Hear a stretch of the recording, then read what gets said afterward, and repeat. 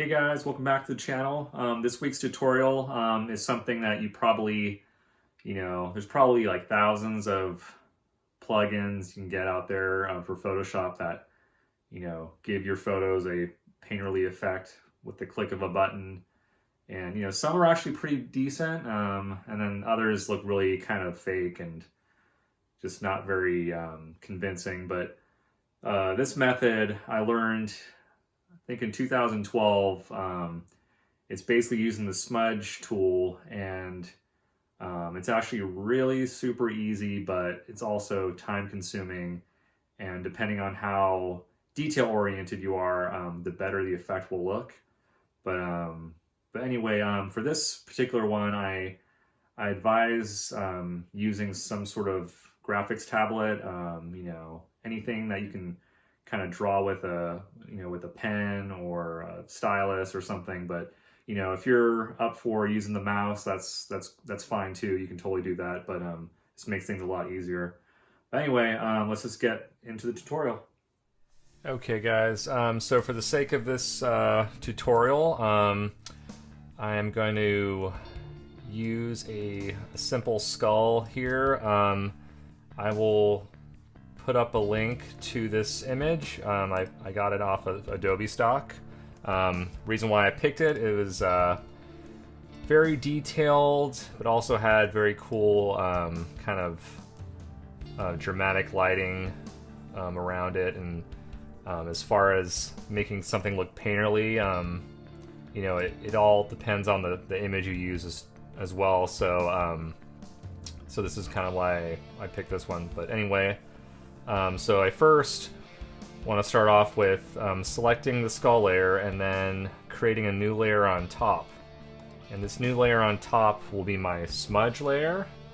And you select the smudge tool. And what you want to do is go to settings, the brush settings. And I just use a standard kind of soft round brush, to do my like smudging and kind of blending. It works best for me. I think it kind of acts as kind of like a liquefied tool or something like that. But feel free to experiment with different types of brushes. I mean, there's literally thousands of brushes that you can experiment with, but for this tutorial I'm just going to use the round soft brush. So once that's selected, you want to make sure once you create the new layer on top of the skull that you have the sample all layers option checked, and that will basically once I start smudging, as I will show you, it will sample all the pixels underneath, but it'll be on its own layer. So this, as you can see, that's the original layer, and I take that off, and there's the smudge layer. So yeah, so it's very non-constructive kind of way of working. The old days, I would just smudge on top of a photo, and then if I would mess up, I would just be like, oh, too bad, and I would have to start over, or I would have to save my progress throughout me doing this. So it just got kind of annoying, but this is very handy way to do it. And yeah, so as you can see, I'm basically just kind of smoothing out the skull here, but I'm smudging in a way that I'm actually painting the skull. And the key is to kind of change the size of the brush depending on what part you're working on. See, for like the bigger sections, I kind of increase the brush size, and you just kind of smudge away. Computer's kind of laggy here, and just like that.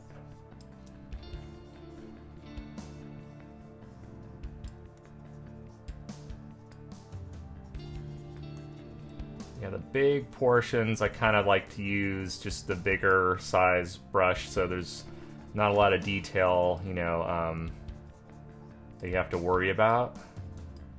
And, you know, also for the sake of this tutorial, I'm not spending multiple hours like trying to do this properly, or, you know, but that's why I've kind of picked the skull, because it's pretty pretty basic, kind of. There's not like hair or, you know, skin or eyes to kind of smudge, and it's a lot easier this way to just kind of demonstrate it.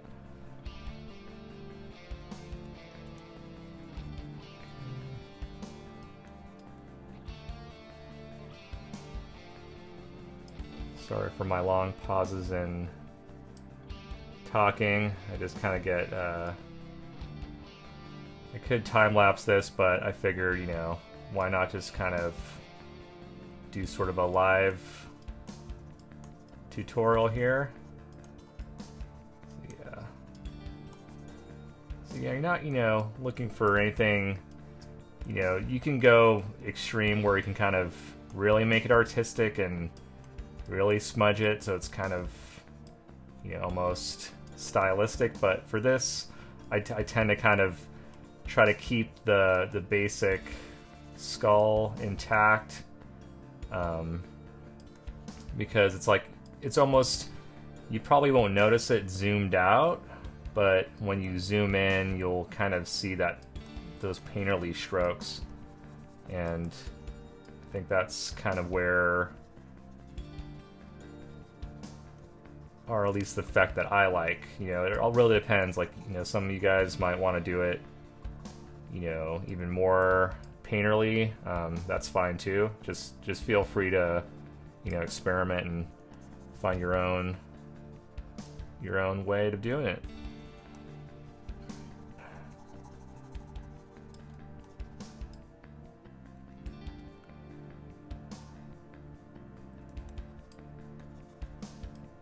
This also works great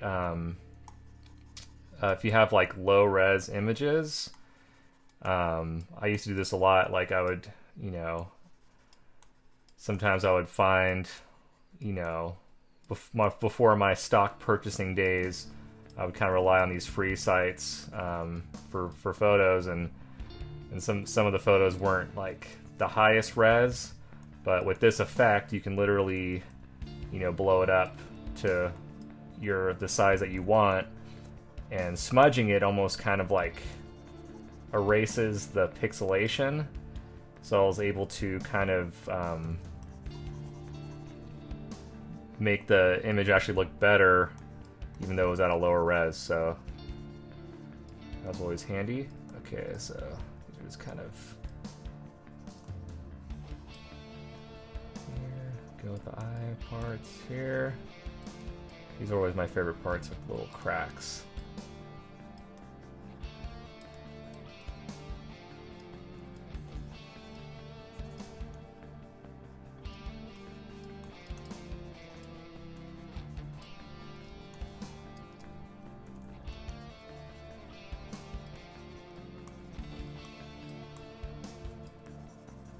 And these large patches of black are always fun, because you don't have to like worry about, you know, keeping any of the details intact. You just kind of smudge away. So use a little bit more complicated things, but you can still kind of artistically sort of smudge it. Now, as you can see, it's, you know, it's pretty time consuming. This is like I said, this is a easier image to smudge because it's kind of basic, but once you get kind of into the more complex images, like it definitely takes time. And you know, I used to do this a lot, and then I just kind of stopped doing it because I got kind of I wouldn't say lazy, but I just sort of got bored with having to do this. And you know, I found other methods of kind of adding an illustrative look to my work. And, you know, just as an artist, you kind of evolve and you change over time, and that's kind of like what happened. But, you know, I figured I can show you guys what I do. I mean, I wish I could kind of digitally paint, but you know, I've tried digitally painting in the past, and It's just a concept that for some reason, I just can't grasp. It's almost like painting on canvas, like real painting on canvas is more, it makes more sense to me, like, especially with like mixing colors and all that stuff. But with like digital art or digital painting, you know, you have to kind of really know how like the brush system works and how to blend colors together. And I know there's a lot of software out there now that are kind of like, they do the blending for you and it emulates real painting, but for some reason I can't like get the hang of it. And doing things like this kind of give me the best of both worlds, because I use 3D renders and I use photos, of course, for my artwork, and sometimes adding like this kind of painterly effect, that looks pretty good, and it looks like you actually hand painted it, is a nice little way to cheat, But if I could actually paint digital paint, I probably would do that. But for now, I will gladly do this just to kind of get that aesthetic that that'd probably take me years to master. So these teeth are always fun.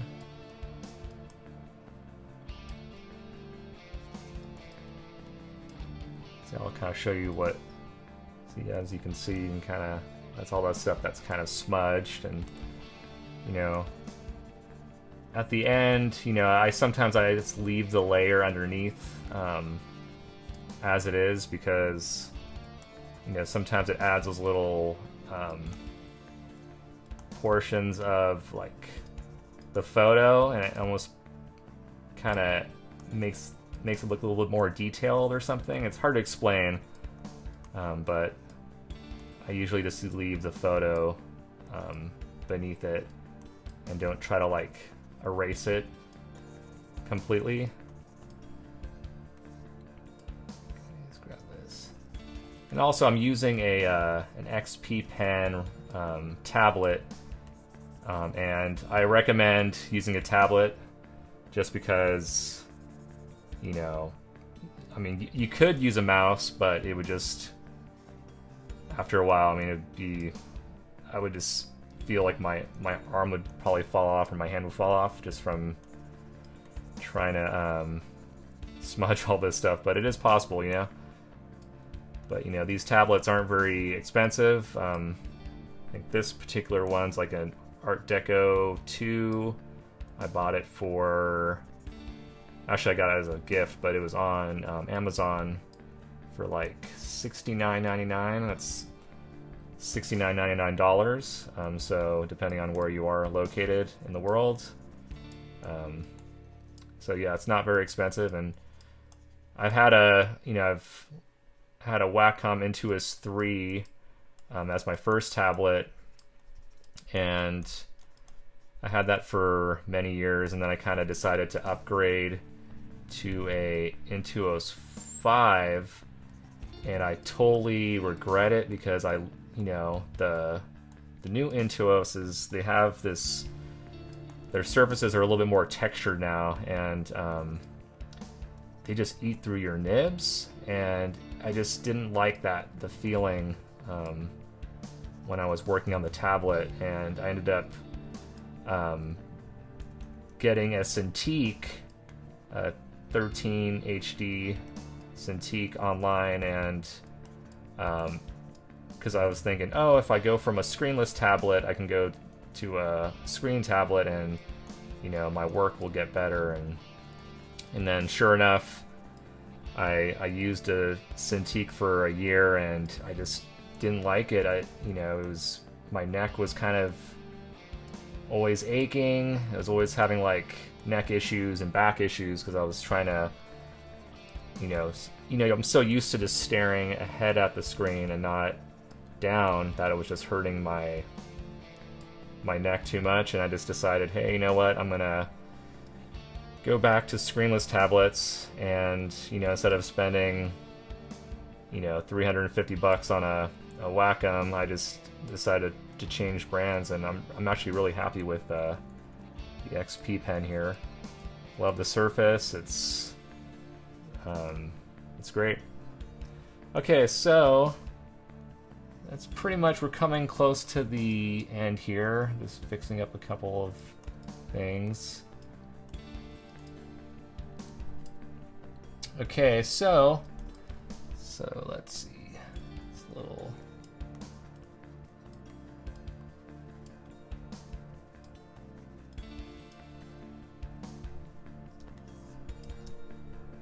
Okay.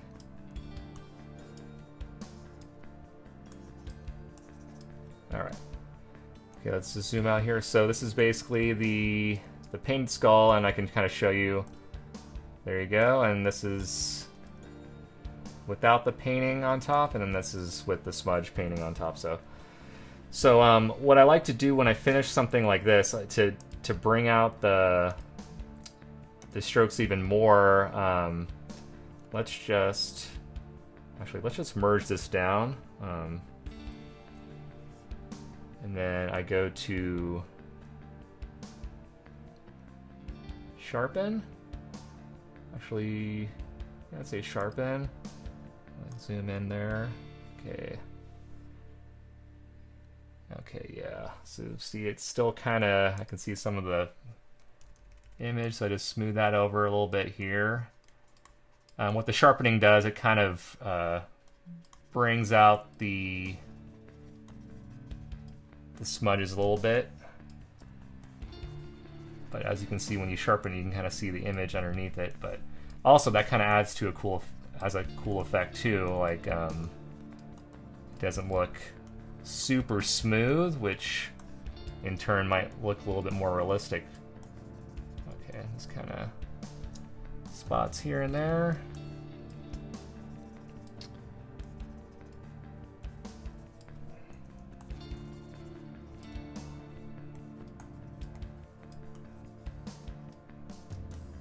Okay, that looks pretty decent. All right. Okay, and then what I like to do to kind of, I kind of pre-made these layer effects. I might do another tutorial to show you how I do it, but I usually just like overlay different colors and use like the blending mode. So for this one, I used to use kind of like a bluish tone, and I think I put on lighten. Kind of adds this kind of, makes some of the darks in the photo kind of like lighter, and it almost adds a kind of illustrated look, like it's on paper or something. But for this instance, it would be like more on canvas. And then I add a color balance, and that really kind of adds this kind of surrealistic kind of thing, and the light coming out of here, and really accentuates all the work you just did. And then I add texture, so I can zoom in and I can show you. It's very slight, but it really, especially if you have a lot of elements on an image, it really kind of makes it all cohesive and look really nice. And then just for fun, I added this canvas texture to kind of sell it even more. Let's do actual pixels. So yeah, it's basically what it would look like. So yeah,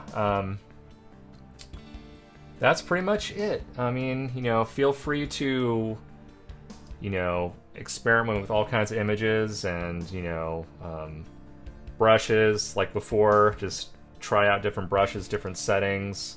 I have personally done different brushes, and, but, I always go back to the soft round brush. It always seems like the one that works the best for me. But yeah, so hope you guys liked the tutorial. Like always, if you like the video, hit the like button or subscribe, and let me know what you want to see. I'm down to hear some suggestions on tutorials. So, but yeah, I will catch you guys next time.